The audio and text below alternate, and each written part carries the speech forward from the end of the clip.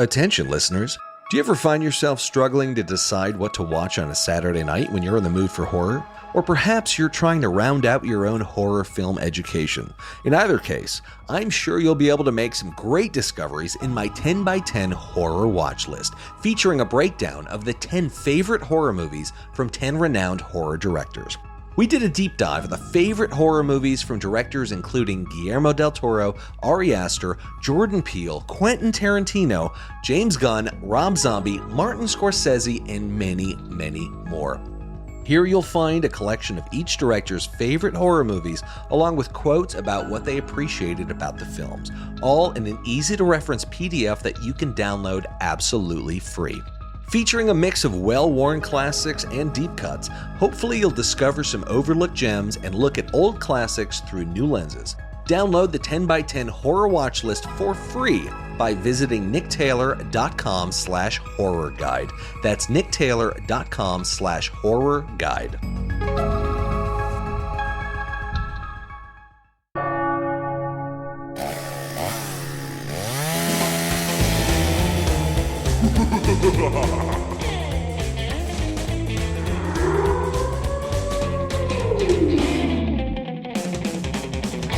Welcome to the Nick Taylor Horror Show.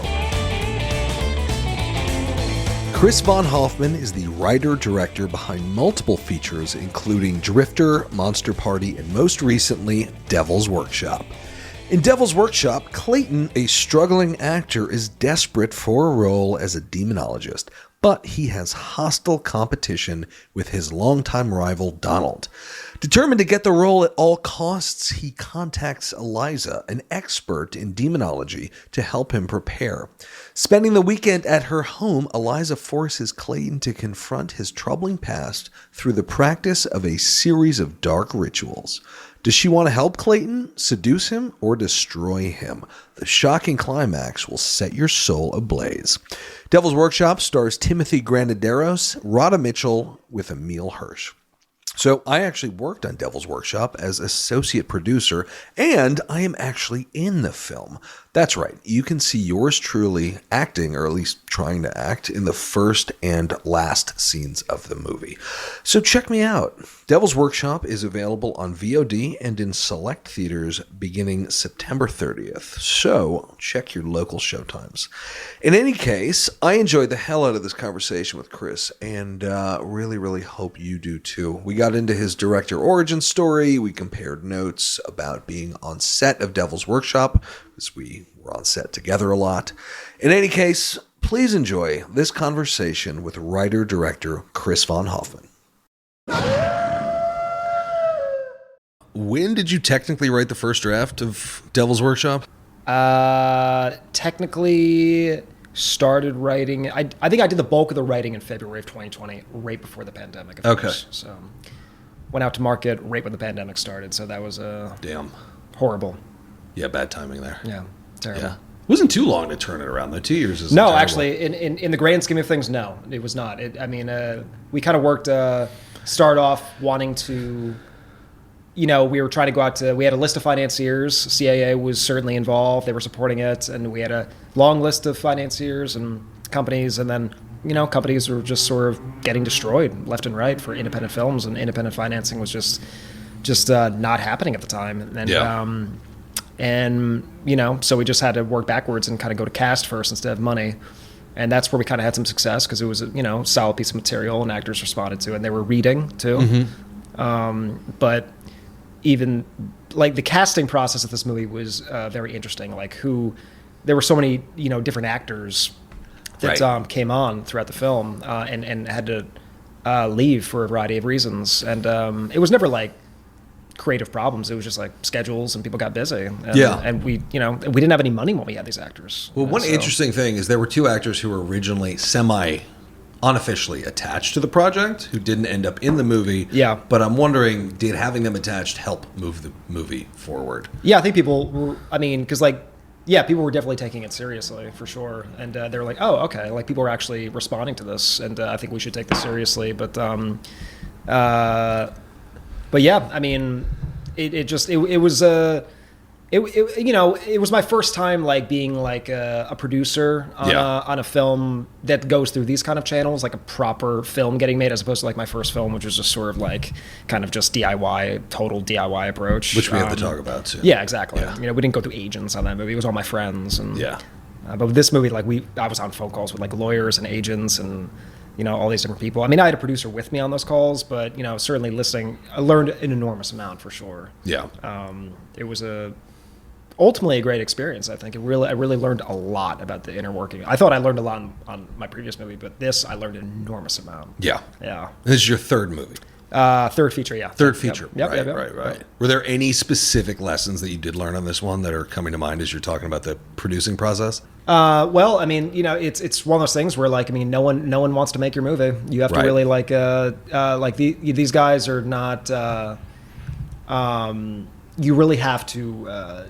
You kind of have to push it up the hill yourself until people believe in you enough to come on and are in it for the right reasons. That was the other thing. Like all the main producers that actually produced the movie, like we're all in it for they're all in it for the right reasons. And that's good. But a lot of other agents can be extremely helpful, but they're go big or go home kind of people, and like a smaller film could be trickier because there's not much in it for them in the grand scheme of things. Yeah, that's the tough thing I think for a lot of filmmakers or would-be filmmakers is they have the concept, they have the script ready to go, and then they're putting it out to other people and they're contacting agents, and their project is not always high priority. No. And I've always struggled with the notion of this being a squeaky wheel, pushing the project forward, constantly staying in their face without being annoying. Because I think if you're too annoying, they say, "Fuck this guy, I don't want to work with him." Yeah. But I feel like it's such a razor's edge, being squeaky wheel, but also not being really annoying to the point where you turn people off.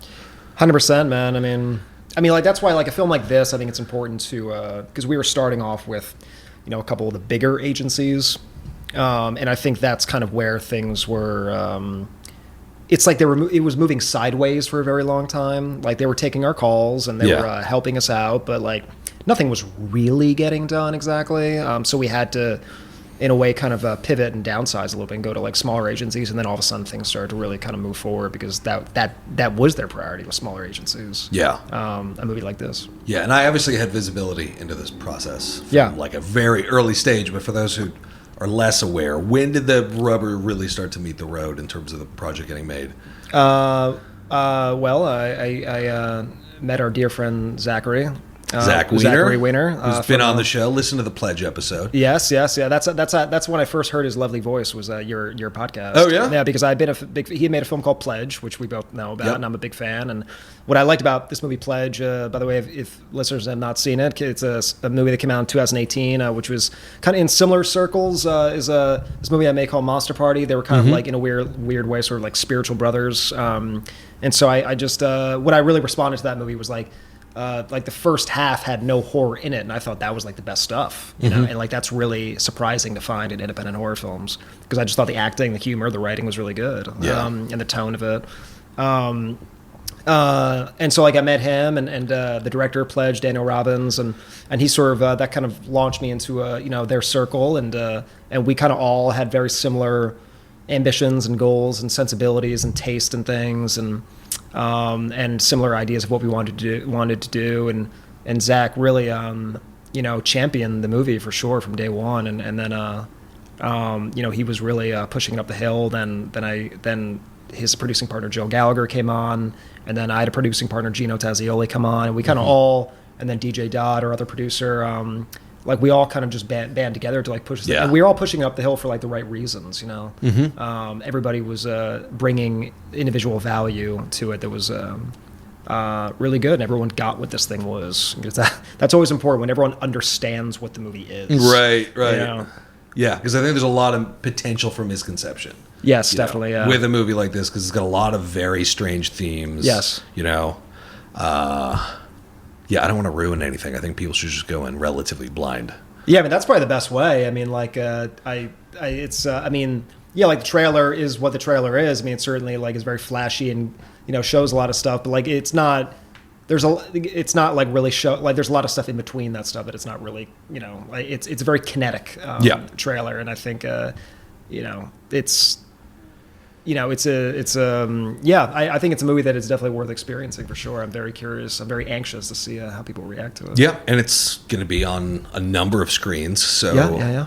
by the time this comes out, I think this will likely come out the day the movie releases. Nice. So all those of you in major cities, go seek it out on a big screen. It's how it's meant to be watched. 5.1 surround sound. That'd be fun. Yeah. Fun times. Yeah. Makes a big difference. Yeah, for sure. Yeah. For sure. Well, let's back up a little bit.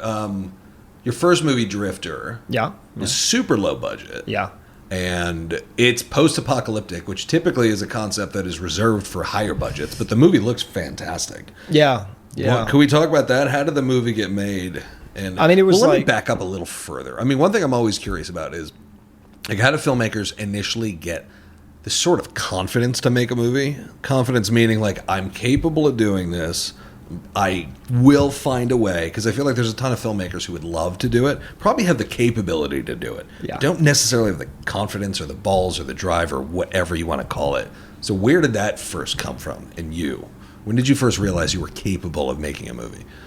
A feature. Well, I've been I've been like cutting my teeth on making a lot of short films prior to that. I think a lot of people kind of jump right into making their first DIY feature like immediately, and I think that's kind of. I'm not saying Drifter's like a perfect movie by any means, but technically it's certainly impressive, I think, and but it's. I was just making so many shorts before, all different lengths. I mean, like 40 minutes, 20 minutes, 3 minutes, 5 minutes. I mean, just all these different kind of genres and kind of styles, and shot on 16 millimeter, shot on all different types of cameras. Shit. My first camera I ever shot a short film on was like a VX1000, which was like, not the best camera at all, but I was just kind of cutting my teeth on learning story and character and kind of understanding what my tone was, I guess. Yeah. And working with like non-professional actors and trying to get the best I could out of them and kind of building that community in California for a while, and a little bit in New York, but then like mostly in California, like post 2012. And so like, Drifter just felt I just felt like another one. It just felt like a long short film to me. Yeah. Because I feel like I'd been making I'd made 3 short films that almost felt like mini features. They were like 20, 24 minutes. They kind of felt like mini features. And now it's like, okay, let's make a real feature. Yeah, for sure. I mean, like I don't. And if you watch like Drifter, it's very much like a movie that holds its influences on sleeve, very blatantly, actually. But but I think like I think filmmakers can get away with that on their first movie. Oh yeah, for sure. I forget. Did you go to film school? No. Didn't go to film school. No. Okay. You just started making shorts at like what age? I mean, in earnest, like. I mean, technically, when I was like a tween, I mean, Yeah. But the thing is, like, I would film constantly when I was a kid. Like I would film everything. Like my parents, got me like this high-end camera, and I would just constantly be filming everything all the time. But I never edited anything together. I would just shoot a bunch of stuff. Yeah. And so I had a bunch of unfinished. I would get bored with this, and I remember I would walk into. It was like I was like telling my dad I just killed someone in a car crash or something. I was like, Dad, something to tell you.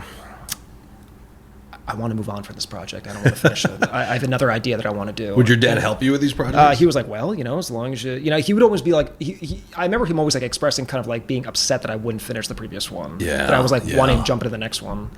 But like once I started to be like, once I was like 20, 21 years old, I started to really, from that point on, I was like really committing. Yeah. From beginning to end. And like, like I think that's why people get scared of commitment, because it is a long freaking process, making a movie. Yeah. I guess it depends on like what it is exactly, but yeah, there's just a lot of hoops you got to go through. But you were one of these classic horror kids making movies with the Super 8 in the backyard, so to speak. Yeah. I mean, made like rip-offs of like Scream and called a movie Online, which is like killer, like stalking people on the internet. This is like cool. Mid-90s. Do you have any of this stuff still? I feel like I have I feel like it would probably be at my dad's house. I feel like I have a couple like VHS tapes of maybe a couple of the unfinished things. It's just a bunch of like scenes. You know? They're not like shots stringed together. Right. And I acted in all of them. So, I mean, are they good? Absolutely not. But is there charm? For sure. Somewhat. Yes. Yeah. I think I've heard from multiple horror filmmakers or filmmakers in general, that they were always making little movies, but like never would finish them for whatever reason. Yeah, I just had to, I had too many, I would see another movie and get inspired by that, and I'd be like, oh, I want to make that kind of movie now. Yeah. Like, I don't want to make this kind of movie. Right. You know? So I feel like it leads to, like, not finishing them at a young age leads to you wanting to complete something as an adult. It leads to this feeling of like, finally, I'm going to stick to something and finish it. Yeah. I think it gives you a certain drive. Yeah, because like no one is like, no one's going to take you seriously until you start actually finishing something and showing it. If you're just like shooting a bunch of unfinished stuff, it's like, who cares? Yeah, exactly. And probably the process of finishing a movie when you're like 12 years old would be enough to discourage you from ever really wanting to do it later on. Maybe. Yeah, for sure. I mean, I was not one of these like, I hear these stories about these like wonderkin, like 15-year-old kids that like, 16-year-old kid, like, I mean, I think it's a lot easier for kids today with like technology, but like I was, very far from one of those like wonderkins. Right. I mean, I wrote constantly though. I was constantly, again, not finishing anything, but writing constantly, writing since I was like 15. Mm-hmm. And so like writing unfinished scripts, directing unfinished stuff, but like ultimately that led to like me in my 20s finishing writing stuff, finishing directing stuff. And Yeah. Well, let's go back to Drifter. It's a really impressive film. When you told me the budget of it, and I was shocked at how little it cost. Yeah, I mean, it's that just comes from like just a full-on DIY approach. I mean, like it was all my friends. We didn't go through agents or anything. I did a lot. I did the production design, did the set decorating, did the props. So like, it was it was a lot of like people just kind of forming together to DIY this thing. I mean, it looked expensive. You had drone shots, I think. It looked like drone shots. Yeah, and Joshua Tree, Yeah, you had some nighttime shots that looked really awesome. Yeah, exterior nighttime shots. Yeah, we shot an A7-100 for that. Did you must have had a DP though, or an A7S? No. Yeah, my friend Tobias. Yeah, he had been. I met him at Santa Monica College. I didn't go to Santa Monica College, but I had a friend that went there that snuck a short film that I made into their film festival. And so I had all these students watch this short, and so I met all these kids that were like aspiring editors and DPs. Oh, so you just scooped them all up and made a movie with them? Pretty much, yeah. Oh, that's smart. A few shorts and a feature, yeah. Yeah. So like that's get these guys like when they're at the beginning of their career, so they can't like charge you $5,000 a day. Well, the production value for that movie was awesome. It looks like you shot in a bunch of ghost towns and abandoned locations. Yeah. No, we did a lot of wacky things to shoot that movie. It's always exciting when you kind of like do some dangerous things and you get away with it. Yeah. Did you have a single permit making that movie? We did. Yeah. For like we had to get a permit for the road in the town in Bombay Beach, like the Salton Sea, because we were filming some like crazy shit like in the road, like where like cars might, because it was half civilized. It was kind of like Raccoon City, it was like half civilized, half totally abandoned. Yeah. But there were a lot of places in that town that we totally did not. And where was it? Where was the actual town? Where did you? I was like 3 hours from LA. It was like Salton Sea, Bombay Beach. It goes by both names. They shot The Bad Batch there like a few months before us. Okay. And they shot one other film there as well. But did they shoot the Salton Sea in that area? Probably not. It was high budget. Yeah. I don't know, but the director of I don't know if you saw Honey Boy. I did. But the director of that movie made a really good documentary called Bombay Beach, which you should check out. Oh, nice. Yeah, it's all about the people that live in Bombay Beach. It's very strange. Oh, wow. I mean, it's sad, Is that like a township that's kind of been abandoned? Kind of. It's very poverty-stricken. Holy Yeah, shit. It's really. We met a couple of the residents there. It's very depressing. Yeah. Yeah. Well, what was that overall experience like, and how did it prepare you for your next movie? Hot. It was very hot because we shot like August, and people were like laughing at us. Oh, holy shit! August, like in LA. Yeah, well, it was like deep in like it was almost near San Diego, and they were laughing at us because we were shooting in the summer in Bombay Beach, and they were like they literally told us at one point people die out here during this time, and it's encouraging. If you watch the movie, like all the sweat is all genuine, like it's all real sweat, all real flies on their faces. Yeah, it felt very real. A lot of it felt real. Costumes, the grime on everybody's costumes, like it all looked pretty polished. Rob Zombie, very Rob Zombie. Yeah, for sure, for sure. What was the overall experience like making Drifter, and how did it prepare you to upgrade with your next movie in terms of budget, stars, and all of that? Well, I think I just wanted to make a really angry movie. Like I was in a really, really angry place in my life. I didn't. I was just really frustrated that I was not getting. I I was making all these short films, and these were not easy short films. Like a lot of them were like I was putting a lot of work into these things as if I was making mini features, and they were not. I was building a community of people liking them, but like anyone in Hollywood, no one was. Nobody's paying attention. They weren't getting into festivals. They weren't really going anywhere for me, and like they were not taking me to 11. So I was like, all right, well, I'm just going to make the most angriest, loudest, most violent feature I could possibly make, and I just kind of. That's why the movie, like, it has a very, very, very thin plot because it's not really about a plot or even like character development. It's more just like more of like a sensory overload of just kind of almost like kind of bashing you over the head and almost kind of trying to attack you through the screen. Yeah, and that was kind of like honestly, if I'm being honest, that was the intention when I was making it. Just have something that's just loaded with energy that's going to shake people up a little bit. Yeah, and I mean. It was weird because when it came out, people like didn't really know because the trailer was very very because we ended up cutting the trailer. I'm sorry. Don't stop punching my microphone. I know. I'm sorry. God damn it. Because we ended up cutting the trailer ourselves for AFM, and the distributor didn't cut the trailer. But God, Jesus I'm like so Christ, clumsy. Chris. I got like butter hands or something. And so like I mean, we cut our own trailer and showed it to AFM, and that certainly got buyers. But like when the movie came out, people like were expecting one thing, and they got like this very, that movie it's a very weird movie, with its soundtrack and sound design, and it's not. I don't think a lot of people were expecting to be what it was, and but ultimately the people that needed to respond to it did respond to it. Yeah, so. I mean it's weird, but it's got a real signature on it. Like a lot of choices were made. I mean, it feels like a very unique vision, which I feel is what it should look for like. sure, your first feature. Absolutely. No, I'm still proud of it for sure. I mean, but it's like I mean, you're not going to evolve unless you evolve. You gotta. Monster Party is kind of like almost like an unofficial remake of that movie because it's. Oh, is that right? Well, it's a similar structure, similar bait and switch kind of approach, and just better in every way, I think. Yeah. Well, what was the process like getting Monster Party made after just coming off of Drifter? Was Drifter a good launching pad for you? Because Monster Party was a much bigger budget. You had some stars in that movie. Yeah. How did Monster Party come about? Well, it was kind of perfect timing because like Drifter. The domestic sales agent for Drifter introduced me to a producer, Eric Fleischman, and he was looking for like sub-$1 million films, like $500,000 films. It started off like a $250,000 kind of movie. And, wow. But I was developing this project Monster Party. I pitched him a bunch of ideas. I was developing this, and then he liked this idea Monster Party. And then we were developing it for like several months while I was finishing post-production on Drifter, and then ultimately the script got into a good place where he felt he needed to send it to CAA and agents, and I got a whole team behind that from that script, and then they saw Drifter and they're like, wow, this is they were excited to see future stuff from that because they knew it was kind of like a prototype for like a future filmography and so like everything was kind of they were sending Drifter to everybody in Hollywood, and I was getting all these like I was doing tons and tons of meetings all over town, and it was a blast. I loved doing all those meetings, and did a handful of pitches. Is it the water bottle tour basically? Yeah. I mean, I loved it. I really enjoyed it.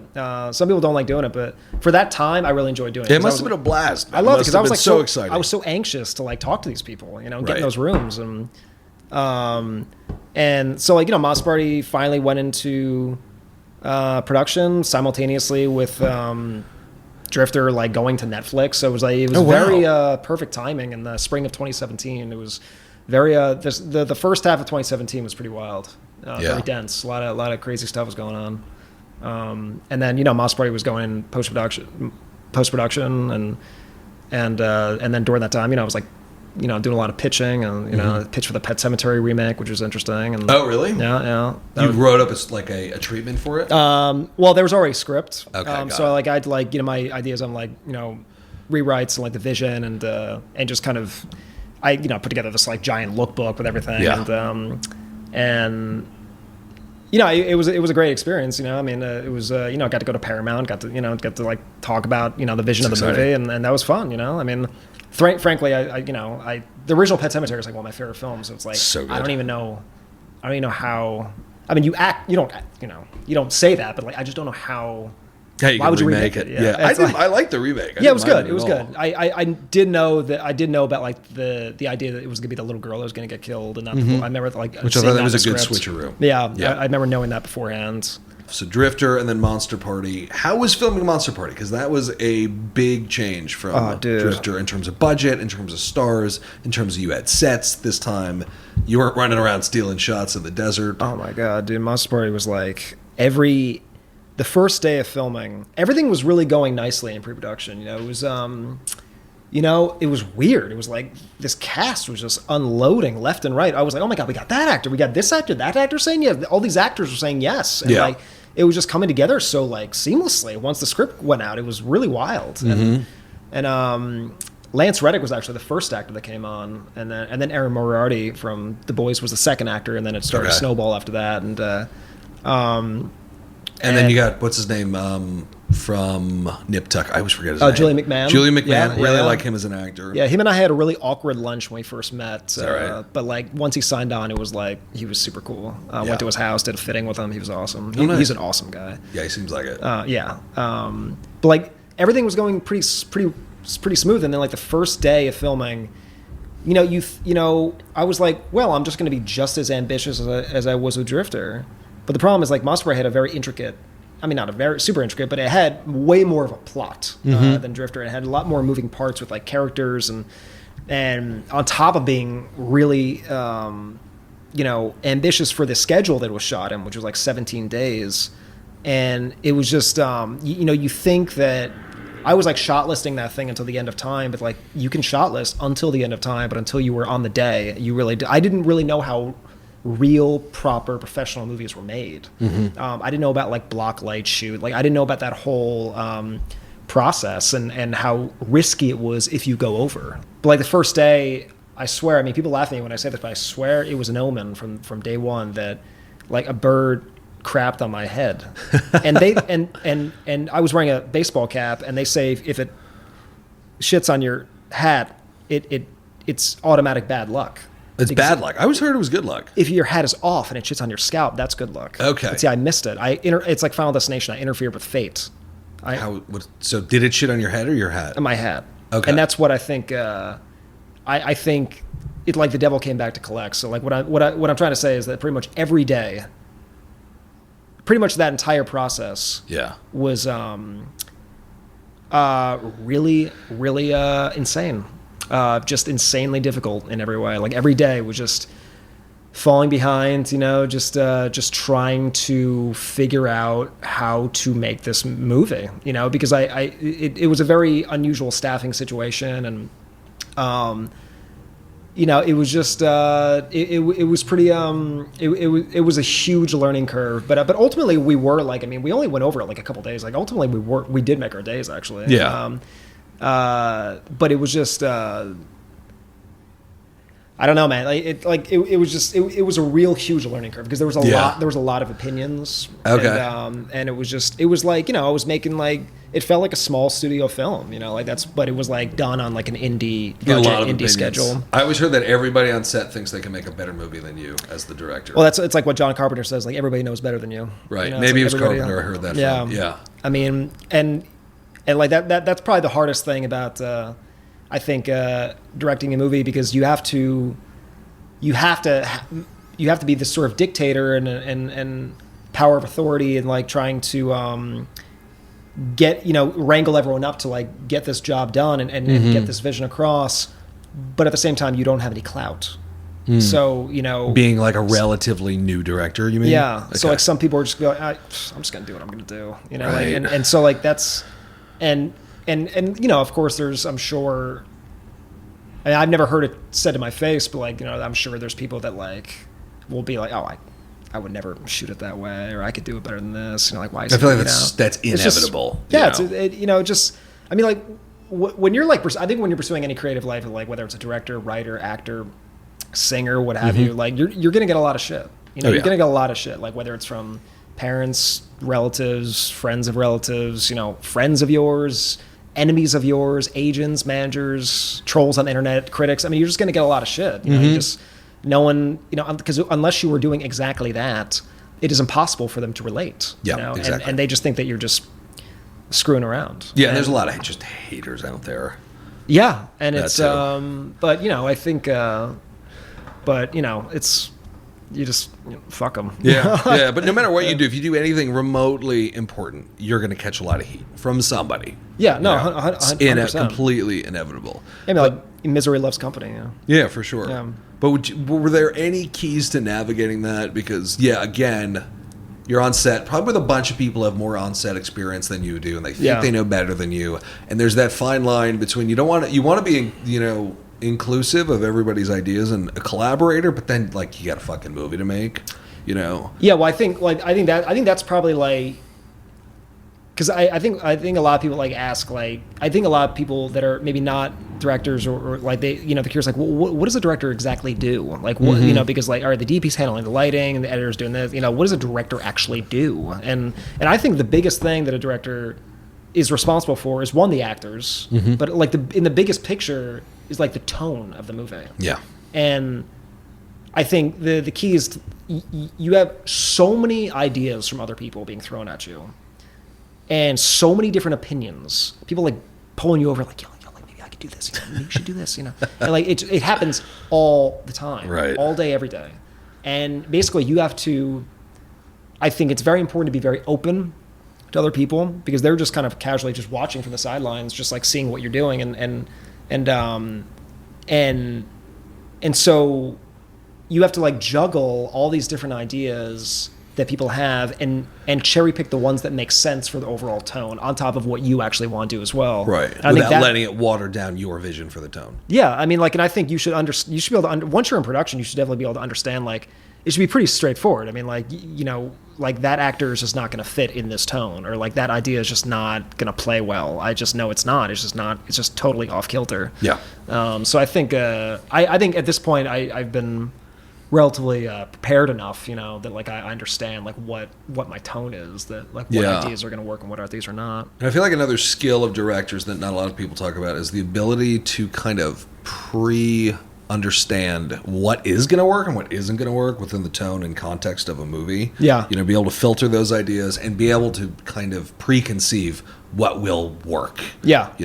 In terms of the way the movie is and the way the movie's supposed to be and all of that. Yeah. I feel like that ability, not enough people talk about it. And it's a real intangible, and I think that's what makes good directors, is they know what's going to work and what will work. Yeah. I mean, if you're not, because there's a lot of, unfortunately there are a lot of people that like sometimes are just, people that just kind of like sit in a chair and just watch the monitor and just kind of like, act like, just kind of like the image of being a director. Kind of phone it in.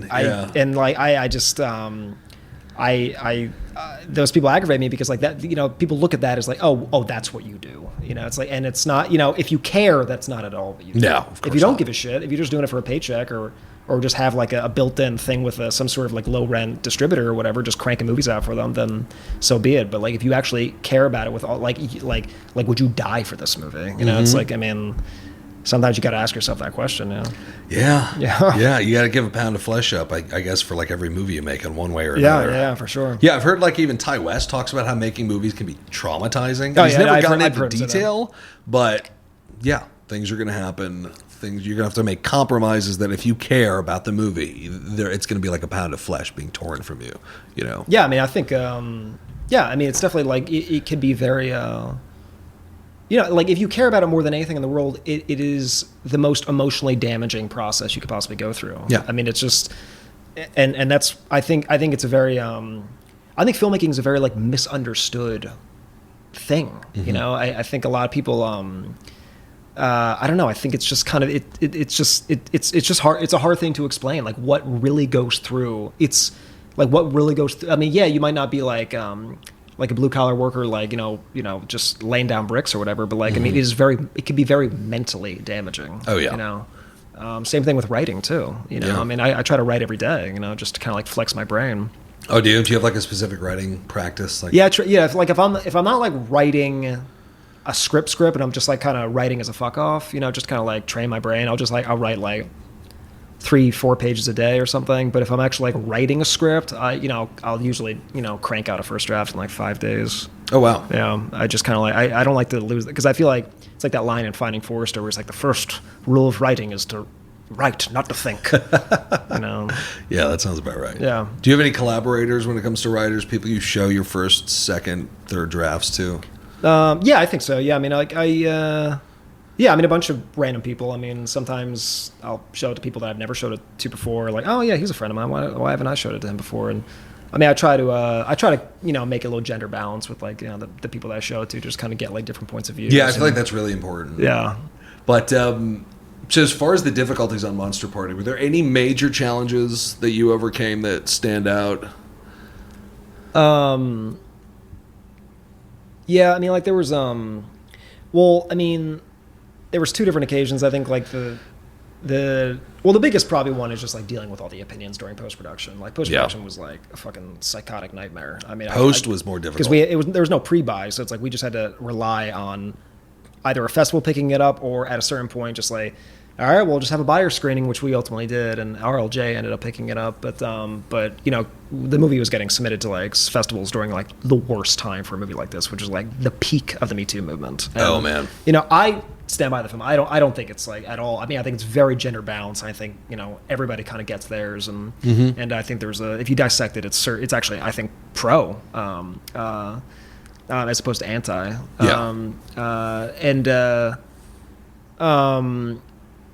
The third day. I mean, we had to go through 3 first ADs in 1 week. Oh, holy shit! I mean, like the first AD that came on was came from reality TV, and him and I thought he was fine during pre-production, but like once like filming started, he was kind of like spinning his hand, like wrap it up, and like let's go, wrap it up, and and I was like just about to lose my mind with that, like it just like, what are we doing? Like, what, you're just like rushing everything, and you're not being a cool guy about it either. Yikes. And Can't have that. Yeah, he was being very vulgar, and so I mean, the first 3 days were like the hardest stuff. Don't work with reality TV. No, because they just want to they don't care about narrative or anything like that. No. The quality of course not. Right. But like the first 3 days were just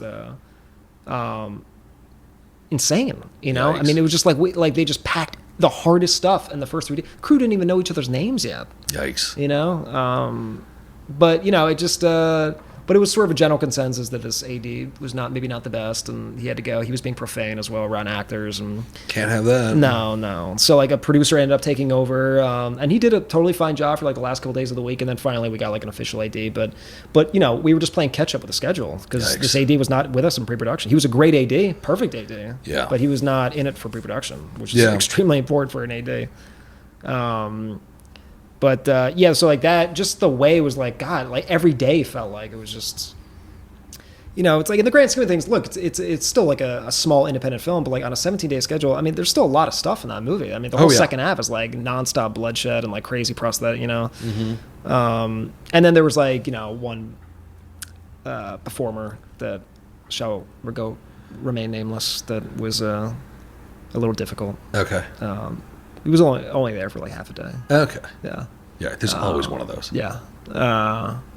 But I mean, he was awesome. I mean, in the grand scheme of it, I mean, he was like, I liked his performance, and he was, I really appreciated his commitment, but it was very like a method approach, which, Yeah. So I don't know. Everybody thinks they're Daniel Day fucking Lewis. Yes. Yeah, that is true. Very true.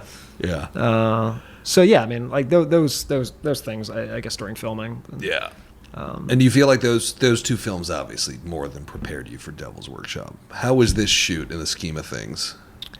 Yeah, I mean, I was this was definitely like my favorite shoot. This is the first time I really truly embraced the experience. Wow. I mean, going to Mississippi was awesome. Yep. We had this like lodging, it was like a summer camp with all of us, and I was there. Yeah, you were there, brother. Yep. It was just a really fun. Don't you think it was a fun time? It was like summer camp. Yeah. Yeah, we all had our dorms. Yeah. We all could like hang out on the premises. We all stayed. It was what was it? It was a golf club or there was a country club. Yeah, there was a golf course. It was I'm like totally drawing Hickory Hill something. Yep. Yeah. I miss it actually. I think about it a lot. Yeah, it was really fun. Like when everyone left, I got like really depressed. Like, because because you were there for like a week afterwards. Oh, dude, because my two producers, like Joe and Gino, they were wrapping up, like, you know, returning things and crunching numbers on the budget, and like everyone, they were just doing their own thing, and there wasn't really much need for me. So I was just kind of, I will never forget it. Like, I was there for like 3 or 4 more days, maybe 4.5 days or so, after the whole crew left, and I got so depressed. Oh man, like, the movie's done, everyone's gone. I'm kind of in this limbo stage. It's postpartum depression. Oh, dude, basically. I got your so baby, depressed. And now it's because there were literally, we couldn't even edit it because like the assistant editor was still kind of like making all the proxies. And okay. I couldn't even like do rewrites on the script because I was kind of like on this other script because I was just like, my mind was just kind of I just wanted to jump into the edit, and but I couldn't. You know, I was just really I was really depressed those few days. It was a fun time. It was we would all party in the different little dorms. They're basically dorms. Well, they were rooms, but they were cabins. I thought those were really good cabins. They were great. I loved mine. I had mine to myself for the most part. That's awesome. Awesome. Yeah, which was great. Yeah. Yeah. I shared it with Charlie for a few days, which was fun. He was a great roommate. Oh, Charles. Yeah. But other than that, I remember the nights off, we would just pile into one of the cabins and party and hang out, and it was endless like beer and pizza. It was so much fun. Yeah, no, it was definitely the best experience. I mean, just going to Mississippi alone and just seeing all these locals, because like, you know, when you go to Mississippi, it's everyone, like when you live in like LA or like New York City for a long time, you know, or like just live in an area that's very production friendly, or just a lot of productions happen and it's just known for that. People kind of like, oh, you're making a movie, that's cool, you know. But like, when you go to Mississippi, it was insane. When we were trying to, like, Joe and I like went to go see a play at this community theater to kind of support this theater, that's nice of you. The Mary O'Keefe Cultural Center in Mississippi that we filmed at, and we went to go see a Streetcar Named Desire production there. Oh wow! And you know, we were asking this woman to get like rally up some extras for it, and they were like through the clouds excited, like, because they got to be in a movie. Yeah, they were all so. It was like we were making like Star Wars or something. Right. It was like, I was like, wow, I love it. Still exists. Like, people still like love the magic of movies. I heard that that's something to shooting in small towns. The guys who shot The Wretched, I forgot where they shot. Somewhere in Rhode Island or which something. I still have not seen, by the way. They said that like everybody in the town was so excited about making a movie, and everybody was offering them stuff like, hey, if you need my house, I got a house. Hey, I got a boat if you need a boat. And they used a boat, and it all increased their production value. Yeah, that's sweet. And they were able to get extras like, hey, my daughter's always wanted to be in a movie, and just like there was so many freebies because everybody was so excited versus New York or Los Angeles or, you know, Atlanta. It's like, how much are you going to pay me? Yeah, exactly. Yeah. And then they would quit halfway through and all of that shit. But like small towns, man, people still get excited about. I love it, man. Making movies. It was really put a big smile on my face, honestly. Yeah, people were just jumping up and down. It was great. Yeah, we got to meet some colorful characters over in Mississippi for sure. Oh yeah, for sure. Yeah, it was a good time. I miss it. It was a lot of fun. I found it very hard because I was trying to go on like a veggie or / vegan diet while I was out there. And nicely done in the deep south. I know, it was like, I got like a migraine when I looked at the menus. I was like, my brain felt like it was bleeding. I kind of remember you being like vegan or vegetarian. Did you stay vegetarian that whole time? Mostly. Like, I'd say like probably 75%. Okay. 80% maybe. Like, it was, but sometimes I was like, I don't, you know, my head is killing me. I'm just like, give me a chicken salad or something. Yeah, man. As a director, you gotta. But I was trying to keep lean. Oh, got it. Yeah. Got it. Yeah. Cool. Yeah. Well, now that the picture's wrapped, how does it feel? Great. You know, like now is a great time because like it was, I gotta say, man, like, you know, Monster Party was kind of chaotic, but this was like a different kind of, this was a different kind of breed, you know. There was a couple, there was just, you know, because being a co-producer on the film, you know, I was privy to a lot of things that I was not privy to on Monster Party, and when you are, you know, in the loop of these things, it just kind of, you know, I'm a very neurotic person, you know, so like anything that I'm in the loop for, I'm like, oh my God, this is happening, that's happening, or like, we got to do that, you know. I was kind of just, it was kind of like hand grenades being thrown at me, like left and right. But Joe Gallagher, DJ, Gino, Zach, Wiener, like, those guys crushed it, man. I like for a producing team on a film like this, like they were, I mean, like people don't even know some of the things these guys did, like went like Mississippi, like just like they just, I mean, they were terrific, man. Like they just, It was the best. It was one of the best. Might be the best experience I've ever had making a movie. Wow. And just also in general experiences. Yeah. Yeah. Yeah. It was a great crew, but yeah, those guys as producers just totally nailed it. Yeah. I mean, believe me, like the crew. I mean, amazing. Like, I mean, Will Babcock, the cinematographer. Oh yeah, big shout out to Will. Those shots are fucking unbelievable. Will's the man. I mean, Sig Neutron, the special effects. Yeah, it was monster getting to creator. Sig. Sig Monster Maker. Yeah, I mean. Yeah, when Radha walked out of the makeup trailer, I'm not blowing the movie by mentioning that there's creature makeup, right? It's kind of in the trailer. I mean, it's in the trailer. Yeah, But I won't go into detail, but when she walked out of the trailer and the full makeup was on, I was like, okay, it looks pretty good. But then when she got under the lights and Will lit it, and then I saw her on the monitor under the lights, I was like, holy shit, this is unbelievable. That's why, because I watched the original, I watched the original Wrong Turn recently. Oh, nice. And because I've seen the whole franchise. It's good. Well, the whole franchise is it's like the Hellraiser franchise, just continuously plummeted. Just goes downhill. Yeah, the remake was pretty good. The reboot was pretty good. I liked the reboot. that. Yeah, it took a little while for me to get into it, but I liked it. It was brutal. What made that movie a theatrical release and the other one's totally straight to DVD? And I watched because all the sequels, the creature the inbred cannibals are all in broad daylight, and you see all the cheap makeup and everything, and it's so obvious the makeup. Yeah. The first one, what made the original one successful, I think, is because they're all the way they're lit. Yeah. It's you just show just enough, and they come off really scary actually. Yeah. Because they don't really show too much. If you see, the more you see, the more you disbelieve. Yeah, for sure, and that's why lighting is a powerful thing, man. Yeah, even Guillermo del Toro would talk about how xenomorphs, if you put one in broad daylight in the middle of New York City, it wouldn't be that scary. But you put them in the dark in a spaceship, they're fucking terrifying. Oh, absolutely. It'd be pretty goddamn scary walking down New York, though, too. A xenomorph? We're talking about an alien, right? Like an alien, dude, I was just watching Alien Resurrection the other night because I'm a big fan. I'm sorry. Oh, yeah? I love it. I remember seeing it. There's a case to be made. Dude, it's such an entertaining movie. It's such a guilty pleasure. It's so campy. Yeah. So, Workshop's coming out on the 30th. Yeah. It's, I mean, it's been, I mean, look, it was really no different than any other experience that I'm sure other directors. I mean, it was it ultimately, it's movies are just, it feels like it's chaos, and then it works out, everybody's happy, and then you move on. It's no different. I mean, I just, do you know David Bruckner? Yeah. Really good dude. I don't know if you ever met him before, but he's I had a 2-hour Zoom call with him during the pandemic. Oh, wow. He was in prep for Hellraiser, and he graciously took the time to talk with me, and him and I it was weird. We had a lot of parallels. You just hit him up for advice. Yeah, pretty much. This is before Hellraiser. Oh, that's awesome. It was before even The Night House had come out. Okay. And yeah, we just talked for a while, and he said that I mean, aside from The Ritual, because I shot that in England and I was had a lot of support, but outside that, I don't think I've ever made a movie where things just went well. I mean, it was all chaos the entire time, but when it's finished and you move on, it's you're asking me about the experience on Musper. It's yeah, during the time it was feel like a nightmare, but I look back at it, it's yeah, okay, it was just another movie. Yeah, I feel like that's what directing is kind of embracing and going with the chaos and making the movie anyway. Yeah, I mean, it's I think Chuck Russell, directed The Blob. Oh yeah.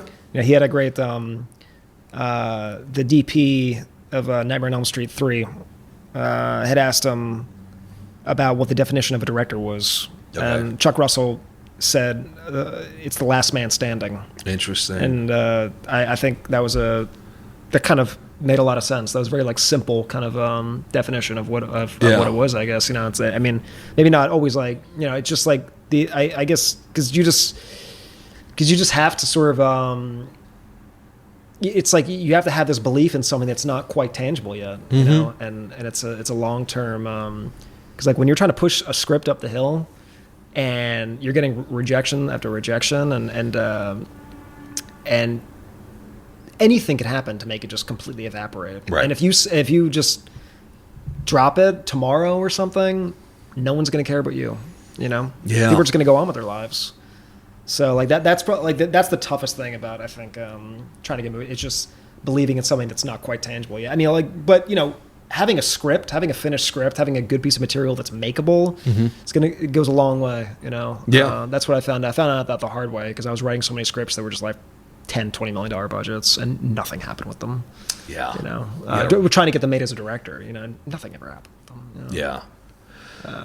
Is there any sort of anything you have to when the kind of chips are down and things are going south on set, which is like most of the time, right? Or whenever whatever chaos happens, is there anything you either tell yourself or exercise or anything you do to prevent that dark night of the soul, to get you through it, come out on top of these difficult situations? Well, I have a permanent dark soul, Nicholas. All right. So I think just. I mean, I don't know. I don't really know how to articulate that. You just do it. You just keep going. I mean, because I just know that even if like no one, there's always like a few people involved. Sometimes there's a lot of people, but like, there's always going to be a few people that are still on your wavelength that know this is going to be something good. And but it's tough, dude. I mean, like, you just have to like for one, you're technically kind of like hired to do a job, so you kind of have to commit to it, Right. Like someone else is paying you to make this movie, so like you have to finish it, and if you don't, it's basically going to derail your career and permanently, or for a while. But outside that, I mean, you just have to like. I mean, you just have to see the big picture, because like you just have to like see.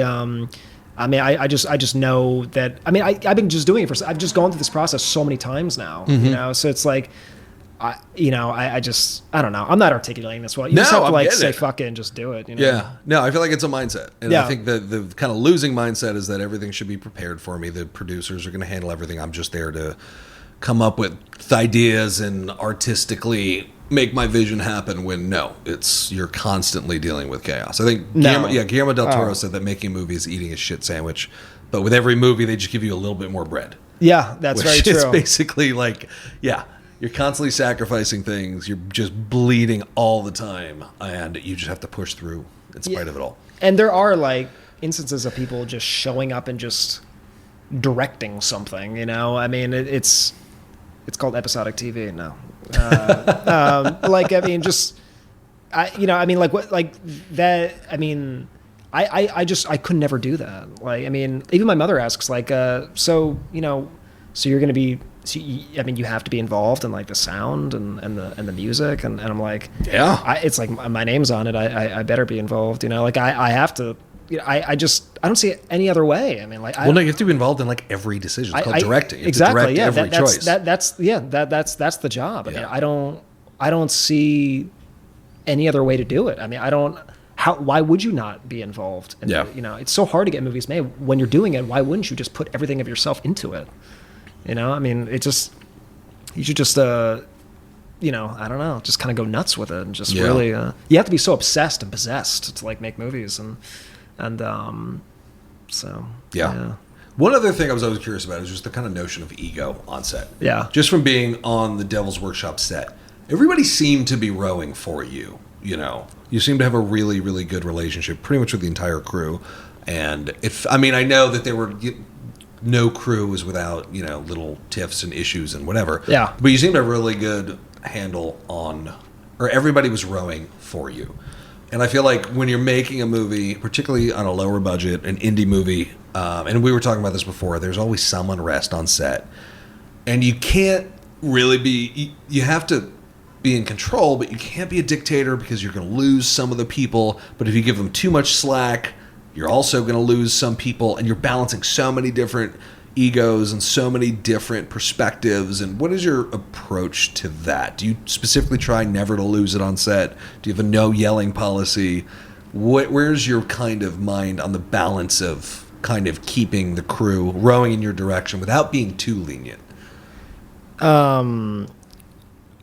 Well, I mean, this movie of Devil's Workshop was, I think, the first movie that I really kind of cracked the code of like the balance of I guess my temper. I've really just just like, okay guys, all right, it's okay, like we're all right, and and that was not necessarily on Monster Party. I definitely it was more like my DP and I you know, he was always like very like calm, but I was actually quite, I mean, tyrannical actually On Monster Party. Yeah. More towards my cinematographer, which you know, I actually literally just spoke to him on the phone last night. Yeah, So it's like him and I are still like very, you know, but we just good. you know, we just haven't worked since then with each other. But you know, yeah, I think I think experience goes a long way. I think, and also like, you know, I listen to everybody. I'm very open to everybody. I'm open to my AD. I'm open to the script supervisor. I'm always like asking her about like, you know, just I make people know that they all are sort of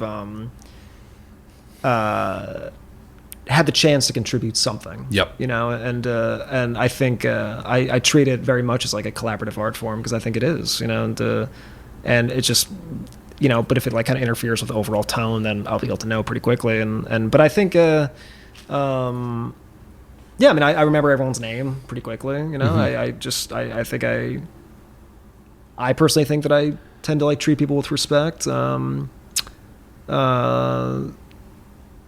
yeah, I mean, like I'm a pretty like, you know, straightforward guy until when someone's like not being professional, like that kind of like sets me off. Like when someone like does something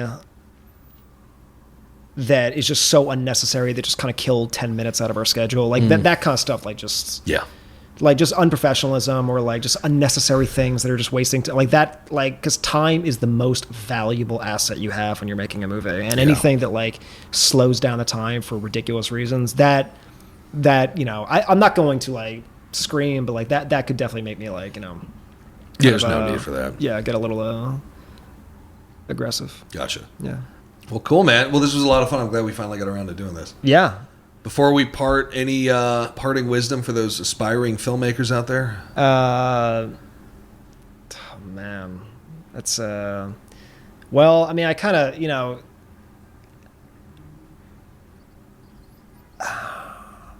I'll say ideas mean nothing, and the only thing that really matters is a finished script or a finished film. People talk about ideas all the time, constantly, of what they want to do, and they could have gotten a script written during that time. And also, like, if you're a writer, try to write every day. You know, I mean, it's amazing what writing every day has done for me, at least. You know, I'm just not as self-conscious as I was a few years ago of jumping into the blank page. You know, I'm just, because it's just now, it's just a part of you, and if you're doing it every day, it's just like a routine, like brushing your teeth. And so yeah, I mean, and also, like I said earlier, I mean, like, it's just inevitable that you're just gonna get a lot of like, I mean, you're just gonna get a lot of criticism from people. You know, people are just gonna be like, there's gonna be a lot of assholes, and like just a lot of people that just don't really get what it is you're doing, and you just got to like, I mean, you just got to, you know, say fuck it. You know, and like, you kind of have to be, I don't want to say like selfish, but you do have to be kind of there is sort of like you kind of do have to be like a little single track minded, you know, because if you kind of veer off, you're going to start believing them that what they're saying is right. And yeah, I mean, you just have to, you know, say fuck it and not give a fuck. Yeah. That's words of wisdom right there. Sounds good. Cool, man. Thank you. Yeah, absolutely. All right. So, here as always are some key takeaways from this conversation with Chris von Hoffmann. Number 1, nobody's going to make your movie but you. Chris has directed 3 features, and he's likened the process of getting a movie made to pushing a boulder up a hill all by yourself, every single time. He realized early on that nobody will ever want to make his movies more than he does, and therefore the entire fate of the movie is on you. Always. It's your responsibility to push your movies forward, not your producer, you.